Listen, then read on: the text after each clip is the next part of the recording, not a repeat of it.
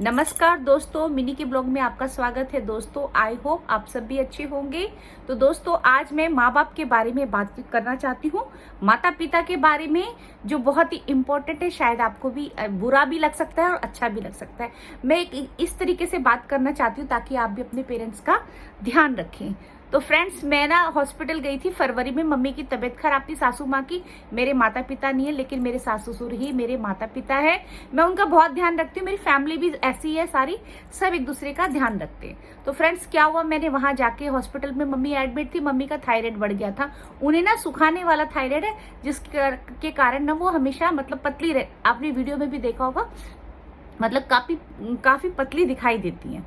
लेकिन फ्रेंड्स वो मम्मी की तबीयत खराब हो गई थी, उनका थायराइड ऊपर नीचे भाग रहा था, तो उन्हें हॉस्पिटल में एडमिट करना पड़ा। डॉक्टर ने कहा भी 3 दिन के लिए एडमिट कर दो और जब रिलीफ हो जाएगा तो मतलब छुट्टी कर देंगे। तो मैं मम्मी के पास रुकी हुई थी, तो मैंने वहां देखा कि बहुत सारे माँ बाप ऐसे रुके हुए थे जिनके साथ उनके साथ कोई नहीं था, अलोन, अकेले।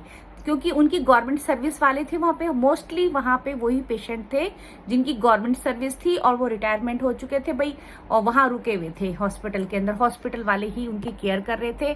बच्चे आते थे, मिलके चले जाते थे। वो रात को दर्द से तड़पते थे, परेशान होते थे, चिल्लाते थे। नर्स आती थी, थोड़ी देर देख के अम्मा क्या है, माँ सो जा, ऐसे बोलकर चली जाती। दवाई दे दी आराम के लिए, लेकिन वो दर्द से कराते थे। उनके पास कोई नहीं होता था। मैंने उनसे बात करी, मैंने बोला आपको कोई नहीं आता? कहती मेरे बच्चों को टाइम नहीं है, ये बहुओं को टाइम नहीं है, पोता पोती को समय नहीं है। तो दोस्तों इसी बारे में मैंने ये वीडियो बनाई। ऐसा नहीं होना चाहिए।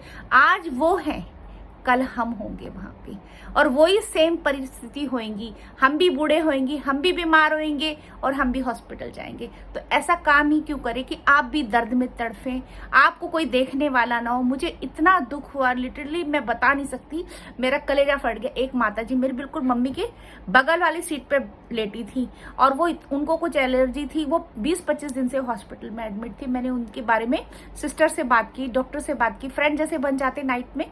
तो मैंने उनसे बात करी, तो उन्होंने बताया कि माता जी को कोई देखने नहीं आता। सुबह 5 बजे इनका बेटा आता है, चाय पानी पिला के चला जाता है, और शाम को कभी कभार उनकी बेटी आती है और देखकर चली जाती है, कोई नहीं आता। मैंने उनसे बात करी तो करी मेरे परिवार में बच्चे हैं, पोते पोती सब कोई है, लेकिन कोई नहीं है। तो ऐसा नहीं होना चाहिए, इसलिए मैंने बोला। अब मेरे को वहां पे, मैं अपनी बड़ाई नहीं कर रही, मेरे को ना जो सिस्टर और डॉक्टर क्या बोल रहे थे, वो सोच रहे थे कि मैं ना इनकी सासू माँ की बेटी हूँ जो इतनी केयरिंग कर रही है। फिर मैंने उन्हें बताया कि मैं उनकी बहू हूँ, तो वो कह रहे कि इतने हैरान हुए कि मैडम आप इतनी सेवा करें, हमने सोचा आपकी माँ है।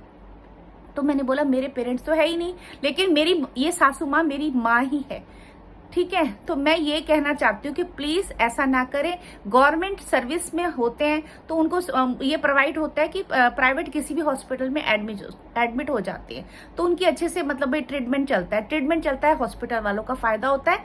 तो वो उनको मतलब एडमिट कर देते हैं, उनकी टेंशन खत्म हो जाती है, वो इलाज करते रहते हैं। पेशेंट मर गया तो फोन कर देते हैं, ठीक हो गया तो ले जाते हैं, फिर तो दिक्कत होती, फिर एडमिट हो जाती है। उनको ना दवाइयों की जरूरत नहीं, उनको सहारे की जरूरत है, उनको प्यार की जरूरत है। मैंने देखा बहुत सारे लोगों को कोई खास बीमारियां नहीं थी, उनको अकेलापन, सूनापन, परेशान थे। वो वहां पे रुके हुए थे हॉस्पिटल में। मैं जब उनसे बातें कर रही थी, हंस रही थी, बोल रही थी, मैंने ना उस टाइम वीडियो नहीं बनाई क्योंकि मैं नहीं चाहती थी कि भाई किसी को उजागर करूं, किसी के घर वाले ऑब्जेक्शन करें। वो मिडिल क्लास ही फैमिली थी, कोई बड़े नहीं थे, लेकिन सब ऐसे ही थे। कोई किसी की मम्मी थी, किसी का पापा था।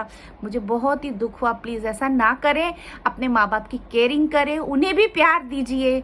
उन्हें दवाइयों की जरूरत नहीं, उनको आपके सहारे की जरूरत है, उनके प्यार की जरूरत है। 2 पल, अब मेरी सासू माँ आती ना तो मैं वीडियो नहीं बनाती, उनके साथ लगी रहती हूँ, मेरे साथ रसोई में बैठी रहती है, कभी कुछ, कभी लियो के साथ खेलती हैं। बहुत कमजोर हो गई, उनकी भी हेल्थ ऐसी रहती है, हमेशा दवाइयाँ खाती रहती हैं।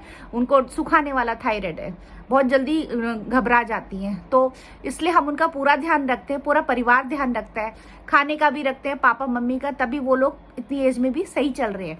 तो प्लीज ऐसा ना करें कि उनका ध्यान ना रखें। अगर आप किसी का ध्यान नहीं रखोगे तो कोई भी आपका ध्यान नहीं रखेगा। हम कुत्ता पालते हैं ना, उसका भी बहुत प्यार करते हैं, उसको भी बच्चे की तरह। तो माँ बाप को क्यों नहीं रख सकते भाई? माँ बाप भी तो तुम्हारे माँ बाप है, तुम्हें पैदा करा, तुम्हारे डायपर चेंज करें। उस टाइम पुराने जमाने में तो भाई हगिस भी नहीं होते थे, गीला सूखा करते थे माँ बाप। आज उनको जरूरत है तो तुम क्यों नहीं करते? क्यों पीछे छुड़ा लेते हो? हॉस्पिटल में पटक देते तो उनकी पेंशन से कैशलेस होता है, उनका सब ट्रीटमेंट चलता था, हॉस्पिटल का भी पेट भरता रहता है और उनका भी लेकिन अपने माँ बाप का तो फर्ज नहीं अदा कर रहे ना, तो फिर आपका क्या होगा।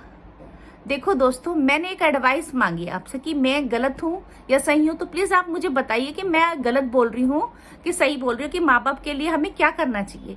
उन्हें या तो आप ना कॉलोनियों में रहने लगो, कॉलोनियों में जो होते हैं ना आसपास छोटे छोटे घर होते हैं, तो आपस में बुजुर्ग लोग बातें करते हैं, अच्छे से बैठते उठते हैं। जो फ्लैटों में रह रहे हैं ना, उनकी जिंदगी बेरंग है, बेरंग, बिल्कुल डिप्रेशन का शिकार होते हैं वो बुजुर्ग लोग। मैं यहाँ रहती हूँ, मेरे घर के आसपास ना पोर्श इलाका है, मैं वहाँ की तरफ से जब निकलती हूँ ना, फिर भी मैं तो सोसाइटी में रहती हूँ, कुछ ना कुछ लोग मिल जाते हैं बात करने के लिए, लेकिन मैं पोर्श इलाके में देखती हूँ ना, तो बुजुर्ग लोग सिर्फ बालकनी में बैठे रहते हैं, उनके पास कोई नहीं होते, सन्नाटा है। तो कम से कम अगर तुम उनकी देखभाल नहीं कर सकते तो उन्होंने कॉलोनी में छोड़ दो, किसी छोटा सा क्वार्टर लेके दे दो, ताकि वो उन लोगों के साथ रहे जो उनको खुश रख सके।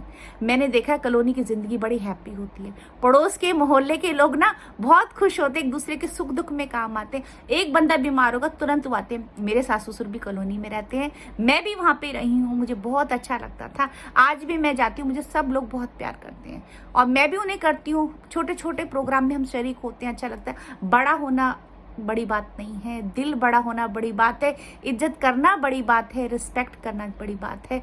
आज आप किसी की करोगे तो कोई तुम्हारी भी करेगी। कहते वृद्धाश्रम, वृद्धाश्रम इसलिए तो बने हैं, क्या जरूरत है वृद्धाश्रम की। अगर आप अपने माँ बाप का ध्यान रखोगे तो क्यों छोड़ते हो। किसी की मजबूरी वो छोड़ सकता है कि भाई उसे विदेश जाना है, फिर भी भाई क्यों नहीं करते, करो ना प्लीज।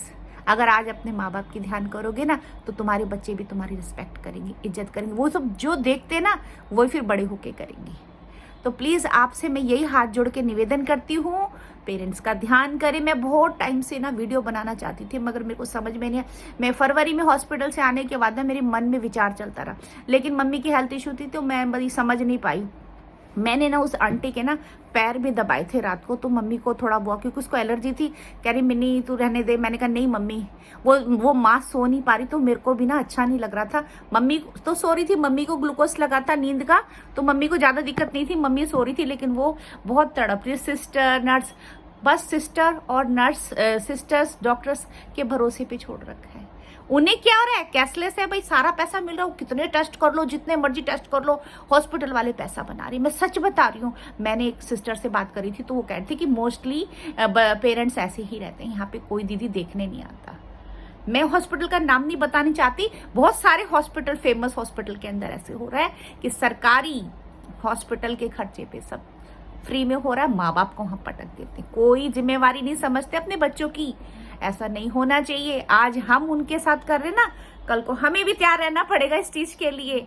मैं भी 50+ हूँ, कल को मेरे साथ भी ऐसा हो सकता है। अगर मैं गलत करूंगी ना तो मेरे साथ भी ऐसे होएगा। आज मैं, ये शरीर है भाई, जब हम एक मशीन खरीदते हैं वो भी ना समय के साथ साथ घिसने लगती है, हर चीज खराब होने लगती है, एक टाइम में तो उसकी खत्म हो जाती है मशीन। तो इसी तरीके से इंसान है, चलता रहता है, चलता रहता है भाई। बुढ़ापा भी तो आएगा, बचपन से बड़ा हुआ, जवानी आई, फिर बुढ़ापा आया। उसी तरीके से बच्चे भी छोटे से बड़े बड़े, माँ बाप ने कितने कष्ट पाल करके पाला पोसा बड़ा किया, तो इतना तो अपना आपका फर्ज बनता है ना। चलो बहू नहीं करती तो माँ, बेटे का तो फर्ज बनता है ना अपनी माँ के लिए कुछ टाइम अपनी एसी छोड़कर थोड़ा गर्मी में रह के देखो ना, थोड़ा माँ बाप की सेवा करो। क्या पता तुम्हारे कर्म सुधर जाए, क्या पता आपकी जिंदगी सुधर जाए, हाँ, कुछ आपके जीवन में भी अच्छा हो जाए, क्या पता कौन सा कर्म आपका कट जाए। तो यदि मेरी वीडियो आपको अच्छी लगे तो प्लीज लाइक कर देना, शेयर कर देना, सब्सक्राइब कर देना। यदि आपको अच्छी ना लगे तो आप इसको अनसब्सक्राइब कर देना, डिसलाइक कर देना, मुझे कोई प्रॉब्लम नहीं है। मैंने अपने दिल की बात बोल दी है, गुरुजी को आधार मान के मैं बोल रही हूँ। गुरुजी ने शायद मेरे मन में थॉट डाला कि मैं आप लोगों को बताऊं आज की नई जनरेशन किधर जा रही है और पुरानी भी किधर जा रही है। भाई बच्चे बड़ों को देखकर ही तो करते हैं ऐसे। अब मेरा बेटा है ना, दादी की बहुत केयरिंग करता है, दादा की केयरिंग करता है, अपने 100 काम छोड़ के उनके लिए देखभाल करेगा। सो मैं भी ऐसी हूँ। मेरे हस्बैंड मुझ पर इतना ट्रस्ट करते हैं कि उन्हें चिंता ही नहीं रहती अपने पेरेंट्स की, क्योंकि उन्हें पता है मेरी वाइफ ध्यान रख लेगी। तो इसी प्रकार से आप लोग भी अपने ऐसे जिम्मेदार इंसान बनो। आपकी वाइफ पर भी विश्वास करो, अगर वो अच्छी है तो उस पर विश्वास करो, उसे समझाओ भाई कि तुम्हारे पेरेंट्स हैं ये, तुम उनका ध्यान रखो तो तुम्हारा भी ध्यान रखा जाएगा। तो जय गुरुजी, बहुत बहुत धन्यवाद। यदि वीडियो अच्छी लगे तो आपको बता ही दिया मैंने, धन्यवाद, थैंक यू गुरुजी। गुरुजी ने मेरे को बोला है तो मैंने अपना मैसेज आप तक पहुंचा दिया है। ठीक है, मंदिर में जाने की जरूरत नहीं है, अपने पेरेंट्स का ध्यान कर लो, पूजा आपकी लग जाएगी। कोई दिया जलाने की जरूरत नहीं। अगर आपका दिल सच्चा है, आपका प्यार सच्चा है, तो आत्मा सच्ची है, तो आपको बहुत कुछ मिल जाएगा। मैंने आज आपको बोल दिया, गुरुजी आपको बहुत कुछ दे देंगे। अगर आप अपने पेरेंट्स की सेवा कर देते हो ना, बड़े मंदिर जाने की भी जरूरत नहीं है। वही सच्ची सेवा है। जय गुरुजी, जय गुरुजी।